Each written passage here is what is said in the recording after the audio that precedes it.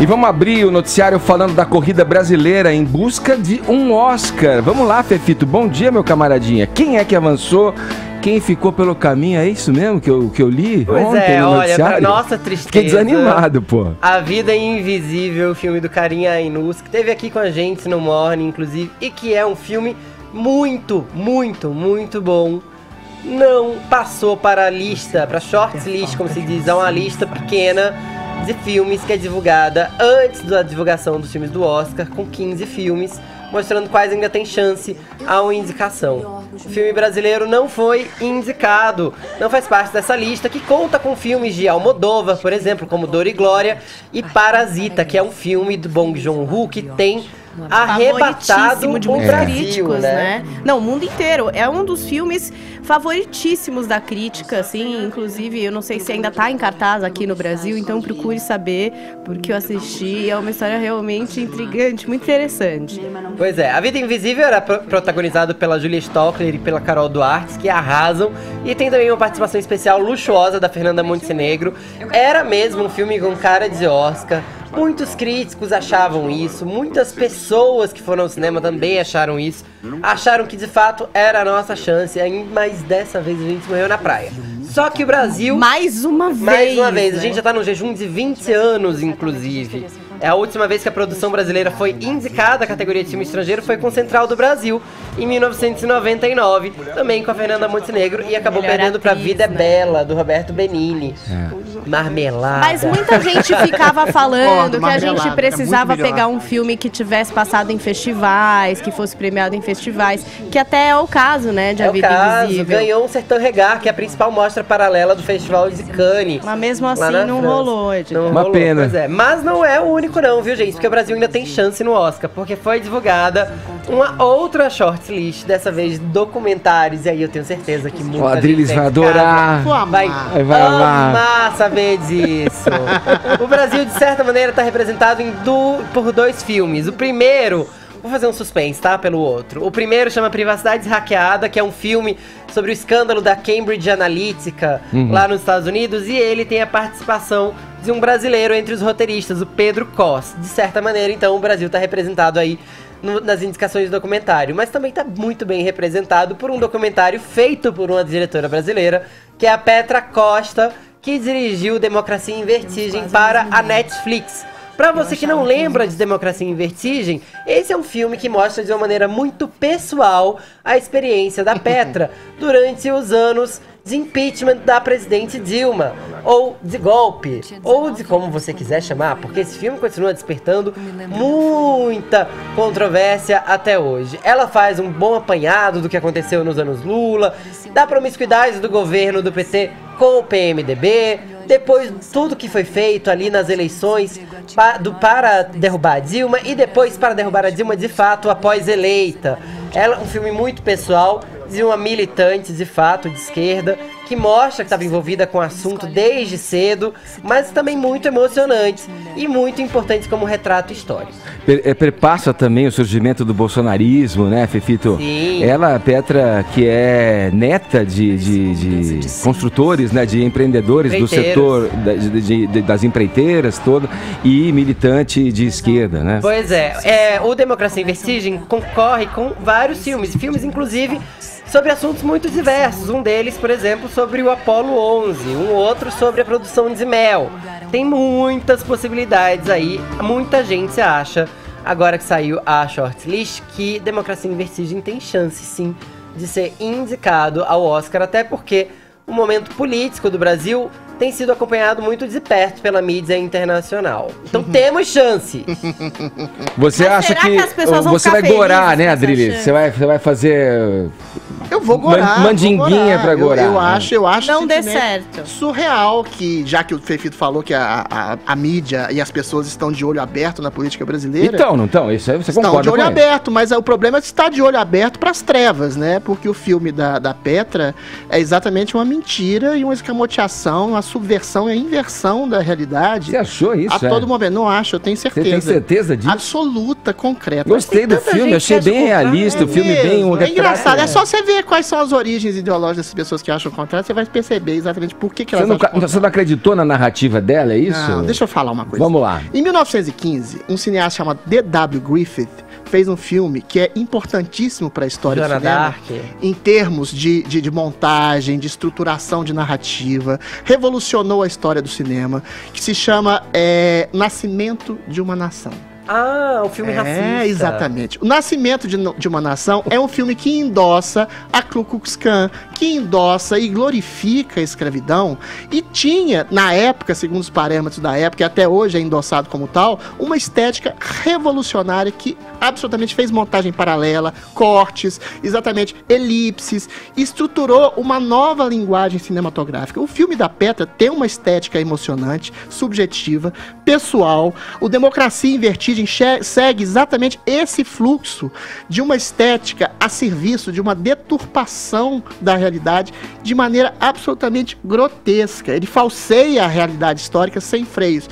Não adianta dizer que é uma percepção subjetiva da própria, porque o filme foi exatamente distribuído para 70 países pela 180 Netflix. no caso. 180 países, exatamente, obrigado pela correção. 180 países. E essa é uma narrativa hegemônica de uma mídia progressista, de uma mídia de entretenimento progressista, que tem por vocação exatamente estabelecer só um lado da história. Eu anotei algumas poucas deturpações do filme, que eu anotei umas 53 aqui. Ele escamoteia primeiro as pedaladas fiscais, ele narra o impeachment da Dilma, para quem não lembra. Ele escamoteia as pedaladas fiscais que levaram ao impedimento da presidente, escamoteia o julgamento unânime do TCU, escamoteia a crise econômica de corrupção gigantescas na época que foram, escamoteia o petrolão, escamoteia o sistema de propinas do petrolão, escamoteia a indignação do povo, que é sempre mostrado como uma figura objetivamente singular, uma pessoa cheia de ódio, uma pessoa cheia de ressentimento, debita tudo no suposto golpe, no suposto conluio entre Congresso, Judiciário e políticos, além de inúmeras outras deturpações. Ele chega a dizer, um exemplo bastante factual, que o Lula foi preso por comandar o esquema de corrupção através de uma ilação em relação à compra de um apartamento.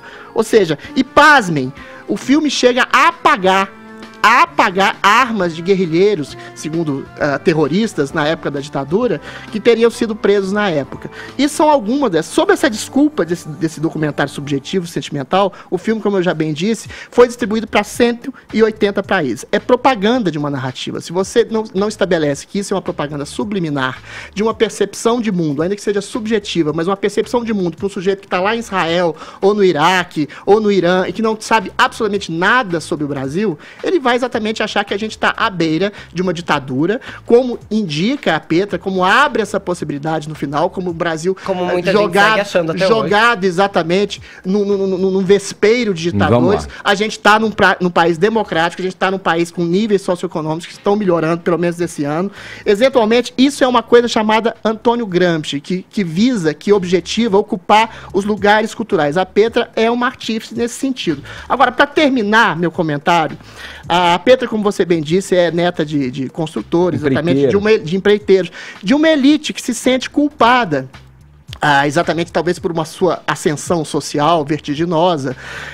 Mas é engraçado que ela não se sente culpada exatamente de ir contra a voz da maioria da mesma população pela qual ela se sente culpada, a população pobre, que exatamente pediu o impeachment da Dilma Rousseff, que exatamente se opôs a um governo tirano no sentido de ser um governo corrupto que ocupou os espaços. Vamos rodar, Adrilis, vamos ouvir. Entendeu? As outras opiniões, assim, porque é uma percepção tua, assim, né? Claro que um filme tem...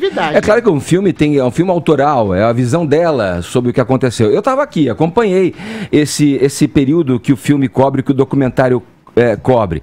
Não sei onde você estava. Não estava no BBB essa época, não, né? Trancado lá. Você acompanhou essa época. É uma visão pessoal de uma garota que se mostra, inclusive, partidária, não esconde isso, e triste, decepcionada com uma situação. A questão que você coloca é o granchismo, é a influência, a propaganda, me parece uma visão paranoica. Paranoica? Como uma nuvem em cima da cabeça. Mas ela deturpa a realidade, ela inverte a realidade. Deturpa a realidade. Pra mim que assisti o filme, totalmente. eu não vi nenhuma mentira ali. Eu falei, poxa, legal. É uma visão pessoal de quem teve dentro do processo, com família militante, com pais militantes, com um avô empreiteiro. Quer dizer, vamos lá, há que se concordar aqui num ponto. A menina tem a legitimidade do discurso. E a coragem de colocar a própria família na berlinda, inclusive. Na berlinda. Agora, claro, porque você pode não ter ficado... Não te agradou o filme, porque mostra uma questão... de gosto pessoal, Edgar. Uma coisa é você ter uma visão subjetiva da realidade, outra coisa é você deturpar os fatos em nome da sua visão objetiva da realidade. Quando ela nega, por exemplo, o Mensalão foi julgado em várias instâncias, ela não as pessoas foram presas. Não, ela reativiza supostas denúncias de Mensalão, ela fala disso no começo do filme. Ela chega a dizer, na voz da mãe dela, que o Lula e o governo petista foi enredado num esquema econômico para além das suas boas vontades, ou seja, foi enredado no esquema. Ele foi artífice, ela deixa claro que desse esquema.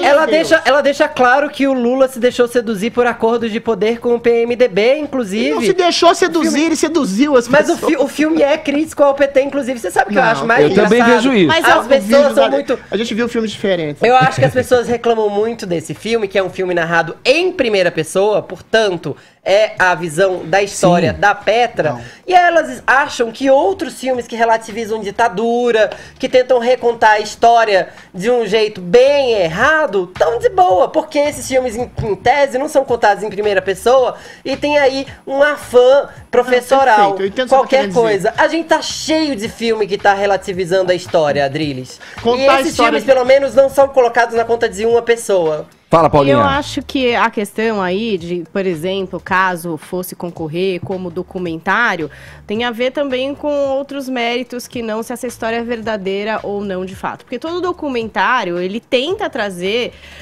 uma verdade, mas é a verdade absoluta, às vezes não, tanto que você tem documentários que tratam do mesmo tema de formas opostas. Isso é bastante comum, Adriles. Agora, tem méritos ali. Ela tem uma entrevista com a Dilma íntima, ela tem um acesso ali, né, daquele momento do Lula querendo ascender Lula como ministro. Ela tem méritos como documentário. É um filme de lado, você tá querendo dizer? Oi? É um filme que tem lado, é um filme de endosso. Mas ela não... Eu não vi assim. Claro que tem lado. Ela fala o ponto de vista do Lula. O filme é narrado pelo Lula, Dilma e ela. Que é uma verdade de uma garota, da autora do filme. De trazer imagens documentais. É a verdade dela. Eu entendo a percepção que vocês estão falando de uma visão subjetiva da garota. Mas é muito diferente você, por exemplo, escamotear, sumir com as armas do terrorista, fazer uma fotomontagem alterando a história. Isso é deturpação. Isso aí, por exemplo, mas como claramente, desde o começo, ela já se coloca como uma pessoa... de esquerda, é claro que ali está a interpretação dela. Ela não tenta fazer disso exatamente um documento histórico. Ela faz disso uma narrativa da percepção dela. Isso, você fala, multiplicado para todos os países, pode trazer, é uma propaganda. Não é, a pessoa assiste a isso... E se ela é o tipo de pessoa que recebe uma mensagem no WhatsApp e acredita no que veio nessa mensagem, não procura mais. Se ela assiste um filme de uma menina claramente declarada de esquerda e a partir disso ela julga a realidade de um país, desculpa, não dá. Agora assiste Brasil Paralelo e aí vai achar que é o Brasil Paralelo e não vai ver mais ninguém. Você tá tendo uma visão utópica sobre o telespectador. Você acha que o telespectador é burro? Se o cara que ouve aqui o programa, a gente tá aqui. Você acha que as pessoas não pensam? A gente tá falando em termos de Brasil. Se a gente chega aqui, um documentário sobre Uganda. Vários brasileiros viram esse filme e foram críticos. Brasileiros é uma coisa. Ou você chega aqui, um documentário sobre Uganda. A gente não sabe nada sobre Uganda. Você vai pesquisar a fundo outros pontos de vista. Isso é muito ingênuo achar que as pessoas vão atrás. Eu vou pegar um filme que eu vi de Uganda e vou falar, nossa, eu manjo muito de Uganda agora. Vou falar de Uganda agora. É um documentário, nada é fonte única de conhecimento, as pessoas... Sim, mas é uma fonte hegemonicamente distribuída. Você não tem o Brasil Paralelo sendo distribuído para 180 países, gente. Não. É só aqui no É só achar um rico. Fala pro Olavo de Carvalho patrocinar. Os ricos como George Soros endossam exatamente a visão equivocada e deturpada da Petra. Tá no YouTube, tá legendado nesse caso, tá pra vários o pessoal de Uganda tá doido pra ver. Bora lá. Deixa eu gerar o assunto que não. A falta de interesse, aí é já outra coisa. É propaganda massiva. Propaganda de uma mentira histórica. Vamos lá, vamos seguir.